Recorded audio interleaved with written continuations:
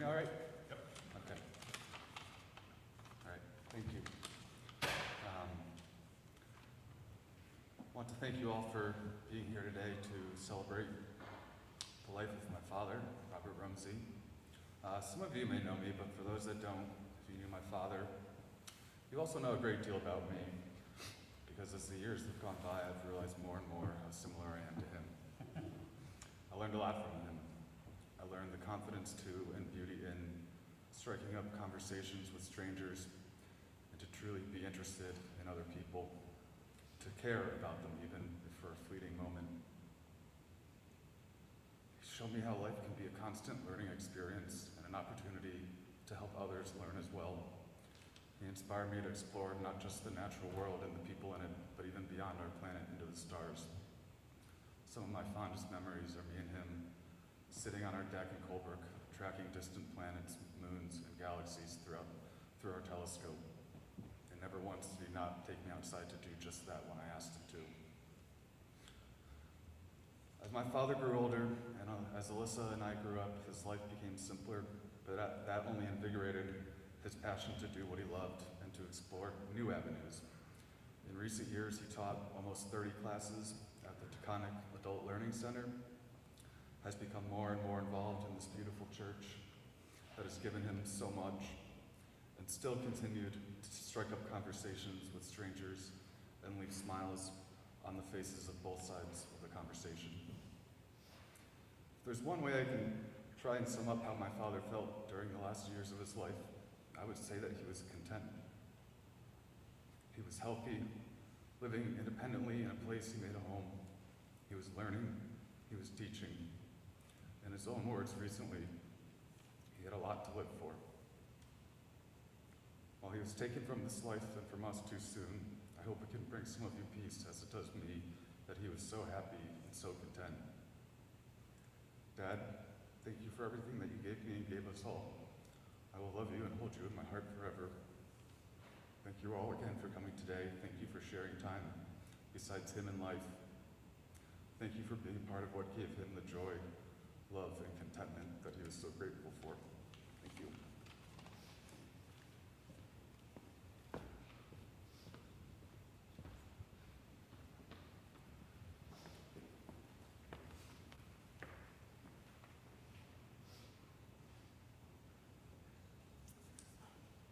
Hello, I'm Peter Naki. I'm the fiance of Alyssa Rumsey, daughter of Robert. These are her words. While I have many memories of my dad from childhood, I was lucky enough to get to know him all over again as an adult. I spent a lot of time with my dad over the last decade, whether it was his monthly trips down to New York City to have brunch with me, where in his 80s he learned how to take the subway to our apartment all the way in Brooklyn, or his regular visits up to Vermont in the summer, where he loved to sit out on our deck in his chair, pondering. He's inspired me to be more patient, curious, not to be so set in my ways, and to always be open to changing my mind. He never hesitated to speak to anyone, anywhere, much to the chagrin of teenage Alyssa. Whether it was asking for directions, inquiring about a building, or talking his way into a tour of the Manhattan apartment he grew up in, he would pretty much ask anyone, anything. In the spirit of his curiosity, I thought I'd share some of the samplings of the questions my dad texted me over the years. April 11th, 2022. Some evening this week, give me a call. I have a question about politics and freedom of speech. April 16th, 2022. I've been taking 1 tablespoon of virgin olive oil before every meal because I've heard it's a good thing to do cholesterol level. But I notice it has 10% saturated fat per tablespoon. What does this mean? Me. That's a lot of olive oil. You don't need to do that. 1 tablespoon per day is fine. Dad, thanks very much. 1 will be much easier to take than 3. I don't like the taste. April 7th, 2023. I have to buy a flash drive. I need enough for 16 hours of PowerPoint. What would you recommend? Brand, capacity? April 18th, 2023. I have a question about dumbbells and the proper weights to use them and exercising. Call me over the next few days. Evening's best. February 14th, 2023.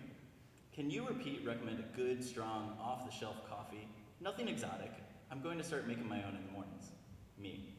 Yes, what do you want? What do you have to make it with? Dad. Boil water and add appropriate amount of coffee? Nothing elaborate. Quick and easy. I don't want to grind anything. I'll send you a French press, Dad. June 11th, 2020. May I join your Instagram whatever? If yes, tell me how. I give him instructions. I'm there, thanks, whew. What a lot of interacting goes on here. When I was younger, I remember him getting so frustrated with technology and not wanting to try anything new. Unlike so many people, as he got older, he actually got more flexible and opened up more and more to technology. Even joining Instagram in 2020 so he could follow along with the things I was doing. At this point, he was still using an ancient 20-year-old desktop computer, so my brother and I decided to buy him a new one. Text from Dad, May 21st, 2020. iPad just got delivered. Me. Oh good, it's a laptop. His curious mind always took quickly over, and 3 years later I was getting questions like this. Text from Dad, May 3rd, 2023. Do you use AI in your work? Chatbot 4, I think it is. I haven't tried it, but I'm getting expired.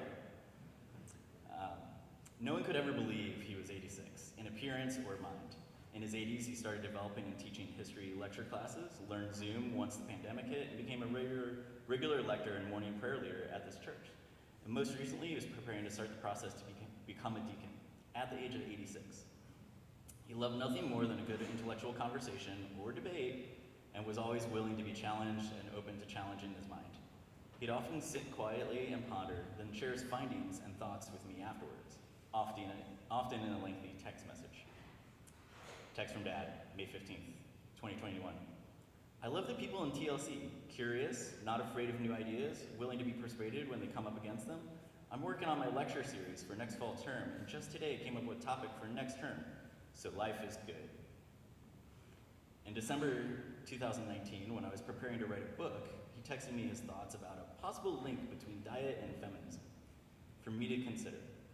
He then proceeded to lay out what pretty much accounted to modern feminist theory, which was what I was basing a lot of my book on, and he followed with just a random thought. Not sure if there's anything to it, but fun to try it out.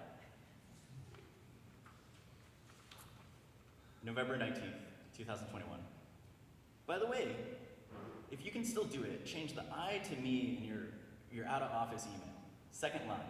It's just a detail I normally pay no attention to, but as a published author, you need to at least occasionally hold yourself to a higher grammatical standard. Love, Dad. He stayed incredibly active and could often be seen walking his usual out and back 3.5 miler in Litchfield. On Facebook, I posted in 2017. I asked my dad if he wanted to go on a hike in CT over Labor Day. He said sure, and picked out a hike, which turned out to be a difficult 7-mile trek that included a half-mile rock scramble. My 79-year-old father did the entire thing without any problem. Text from Dad, July 2nd, 2020. I walked 94.5 miles in June. Good weather. No, beautiful weather. Walking fast, swinging arms is such fun. May 19th, 2021. Since June 2014, I've walked over a total of 3,759 miles on my daily walk in Litchfield, and up Gallows Hill 1,074 times. He lived life as he wanted, and every day completely as he liked to live. He was able to do all the things he loved so much right up until the end. Last part was good. A week before he passed, he came down to visit me in Brooklyn. It was quite warm for late January, and we walked around the park and then sat outside in the sunshine to have a brunch at a French place, his favorite, bistro. Eggs Benedict, a glass of white wine, and creme brulee with 2 spoons. This is how I'll remember him.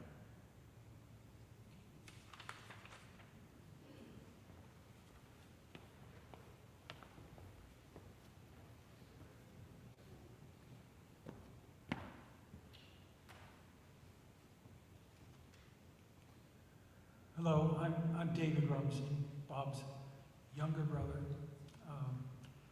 I'd like to just give a few stories and remembrances of growing up with Bob. I'm the only one now who knows this, because my other siblings, including Bob, are gone. Bob and I were part of a clutch of 4 kids. Bob was the oldest, I was the youngest. He was 6 years older than me. When you're that young, that's like a generation. Yet we were the closest, I think. We bridged across the gap of time and had some very tight attraction to each other. He also protected me from my somewhat bullying but lovable older brother, Billy. And Bob, I just wanted to say a few things about how he was as a kid. So this is in the 1940s and 50s in Scarsdale, New York. It's really another time. It's hard to believe we were there, but we were. Bob was just amazingly good with his hands, just from day one. He could build anything. He learned carpentry from our grandfather who lived with us and had built many homes. Bob and I built a railway HO gauge in his room in Scarsdale from scratch. It took us 3 years.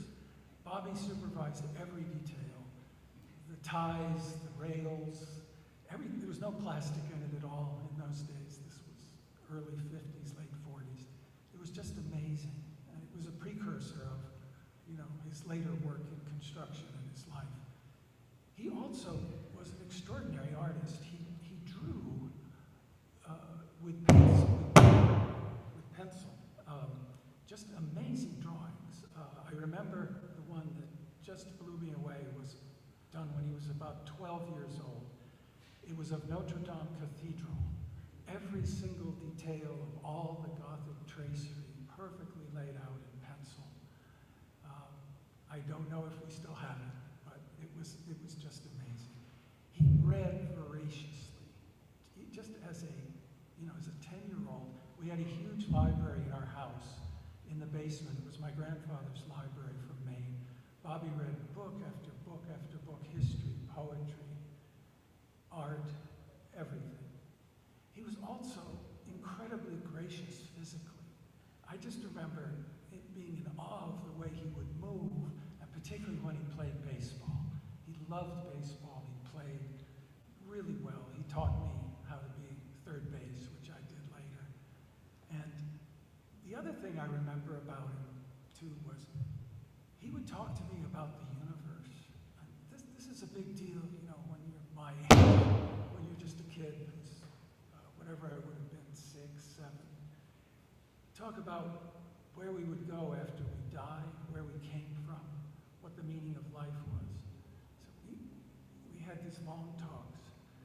So just as I reflect on him and miss him so much, as I know you all do, I see in this growing up, this sort of loving and open, welcoming to family, friends, and the stranger that was just so much a part of his being.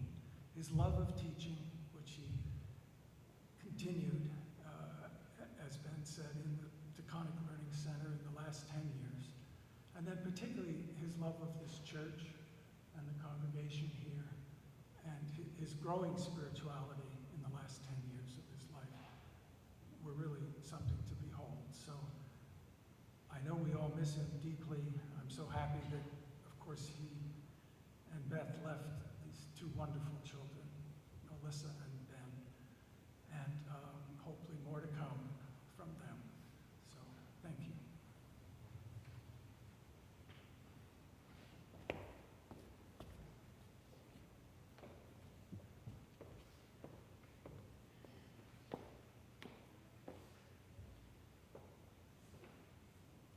I'm Abby Rumsey. I'm David's wife and Bob's sister-in-law.